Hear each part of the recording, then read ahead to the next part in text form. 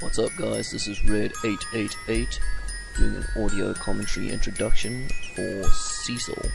Enjoy it, it's going to be a good one. Hey guys, welcome to Audio 241. This is me, Cecil, bringing to you all another audio commentary for WCReplays.com. Let's get this replay paused at the 15-second mark at the 1x speed. And today I will bring you actually a series commentary, which means this isn't the first part of it. The next one that I have coming out will be linked towards this. And this is basically, I will guide you through the whole best 2 out of 3 series of one of our matches on the Season 2 ladder. And hopefully I will incite you guys on a little bit of 2 versus 2 strats here. So let's get this paused at the 15-second mark at the 1x speed. If you're not at that mark, you may pause right now. Do it. But for those of you who are cool and have remembered to pause, let's get this unpaused in 5 seconds.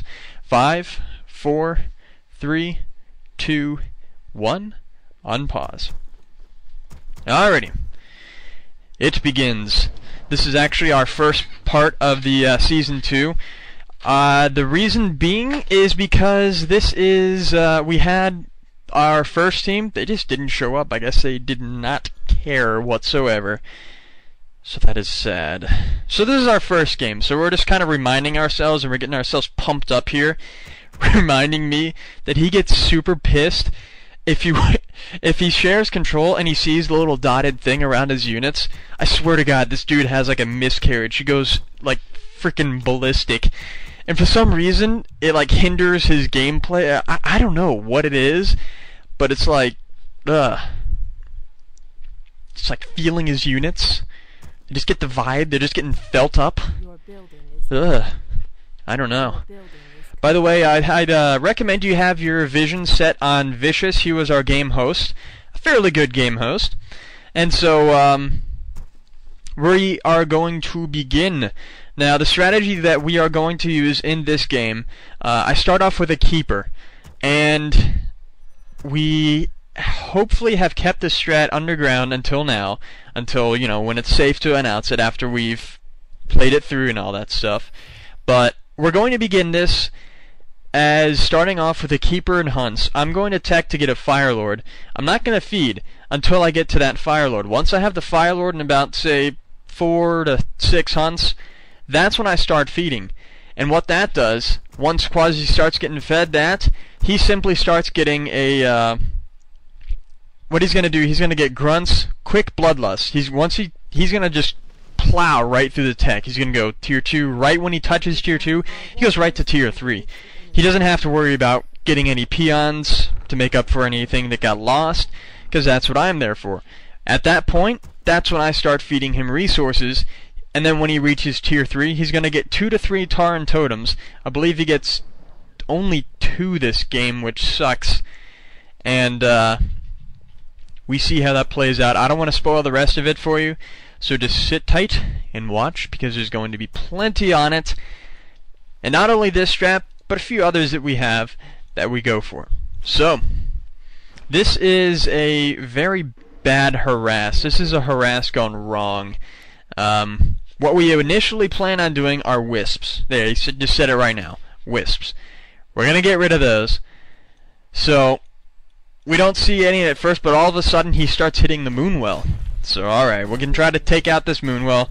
If we attacked it like a second earlier, that would have helped so much. But once these wisps come out to repair, that's when I go for it. Get rid of a few of those. And I cannot sit there and still attack. But I realize, I look at that Ancient of War and I look at my health. The Tauren Chieftain can catch up. Better that the tree swats down the Keeper so they get 0 experience for that. And Quasi is still sitting in there with his Blade Master. So didn't that suck a nut? A hefty, hefty nut. But either way, we have a lot more to go on this. I mean, we're at 3 minutes and we are barely anything done with it. If you look at the replay, the little bar that goes down there, that's how you can tell if you're going to be sitting in your seat for a long time and you're gathering sweat under your ass crack.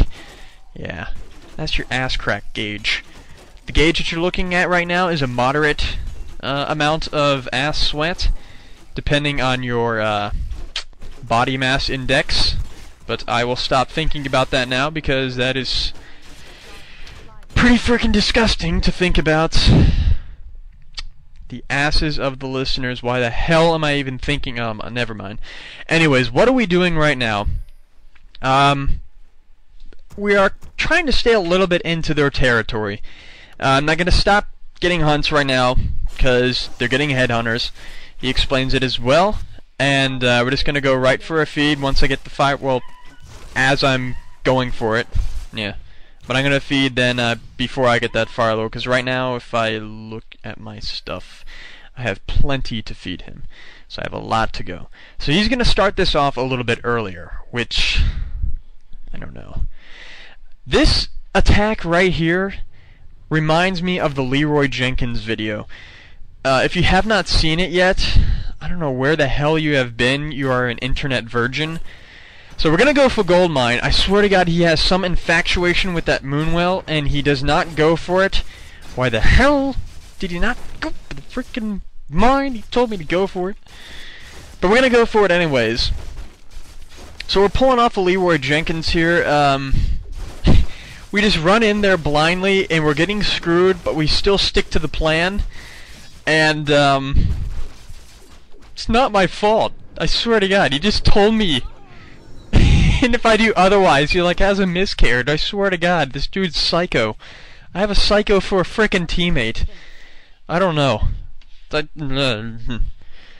But, yeah, that was a nice big bowl of nothingness, but at least, we somewhat, I don't want to say succeeded, but got a little bit of what we wanted in the beginning, because what our strategy essentially does, I mean, the huntresses and stuff, if we don't go off on, you know, not sticking to the plan, and pulling a Jenkins there, what essentially it does, you can summarize it with the phrase, get off my nuts. See, what they see in us is a scrote. Just a pair of balls. And what they want to do is get on that. They want to just, like, hop on it and, like, you know, step on it. But that's no good. We don't want that to happen. So, that's what we're doing in the beginning. And, he lost his Blade Master in the middle, because he definitely had a sentry ward, which was unnoticed for a great deal of time. Enough time to kill it. But, either way, big part of the game here. Check this out. My base. I don't know if they are guessing that I am feeding or not. Either way, they do not want this base to stand. Looking at our armies, there's no way we can get rid of that. We are seeing towers going up, everything, the whole 9 yards. We are, chances are my base is not going to last. But the advantage is with this feed strat, only one base is really the important base. And fortunately for us, that important base is furthest away from them, and it can defend itself a lot better than some puny Night Elf base. So, how is that helping us out? Well, I've already given my my full amount of resources to him, enough to probably keep him where he needs to be for the time being, because you have to consider they are way over tower rushing this if they're expecting to fight a battle. However, if it's abandoned, and if the game lasts a certain way, they're making a very nice decision right now. So, they're playing this out very, very well. We attack their base to try to, you know, reverse the getting on of the nuts. So anyways, my base, it's still up there. I can still rebuild, but with all these towers around it, they're definitely going to bum rush it once we run back here, and I'm not going to worry about it. They already put a lot of resources into it. Still, they can outmass our army right now, but we're teching. Hopefully this tech will last us out to where we can still have a good chance as the game goes on. So, we're not winning any battles right now. We're going to hopefully maybe just yield the middle to them so they just stay in the middle and get off our nuts.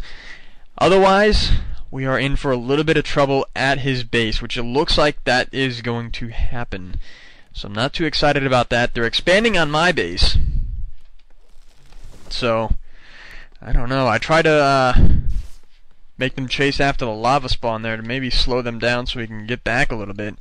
But we're going to start on some Taurens right now, which seem to be in the nick of time. So, we're getting excited about that. We already have all of these Shaman that have Master right now. We are ready to get some Bloodlust going on, and this is hopefully the strategy working how it is intended. So we're getting we're getting Pulverize, obviously, because that plus a Bloodlust, they're attacking more, so they Pulverize more. They really need it for this strat. So basically, the easiest targets for us to kill at this time are the Headhunters. We got some Tauren, they work great against them. We have a Naga Sea Witch, they cannot run. Same thing applies, but with my Keeper. And they're forced to get out of the way. Those Taurens really helped. And works very well against heroes, as you saw, the Tauren Chieftain. Purged, slowed by the cold arrows. And if not, we're Bloodlusted, we can chase him. And if not, I have a Keeper, and I can entangle. That's good. So they're going to run to a great amount of defense here. So they're going to get to those towers. And now looking at the replay, I swear to God, we could just easily just try to force away Corsair right now and try to retake my base, because those aren't a lot of towers. We can maybe get rid of that. I swear to God, I remember them putting more up. Perhaps they canceled, perhaps they didn't. I wasn't paying attention. So what we're doing right now, we just got a brief advantage into this game. So we're going to go towards the Night Elf base, because if you think about it, chances are they probably expanded. So we're just trying to level out the playing field here. How we're doing that? Well, my ally, good old Bob Barker, he's trying to get an expansion right now as we're doing that. So if you look at it a little bit, you're seeing that they're one base down. However, they're still getting resources from 2 mines. We're one base down. We're going to get resources from 2 mines a little later. However, it was played out differently. You know, they had the good army in the beginning, and we just made a brief turnaround here. So how would that turn out? I don't know. This one, it won't turn out so well, because as you can see, raiding the Night Elf base, they're just gonna bring wisps. So I don't know. I just stick to the plan, and hopefully no Leroy Jenkins gets pulled off. But I don't know, man. I'm feeling the Leroy essence right now. See, here's where I just really get shafted pretty hard. I mean, both my heroes, they pull off a double kill here. Look at that, double kill. That's pretty hot.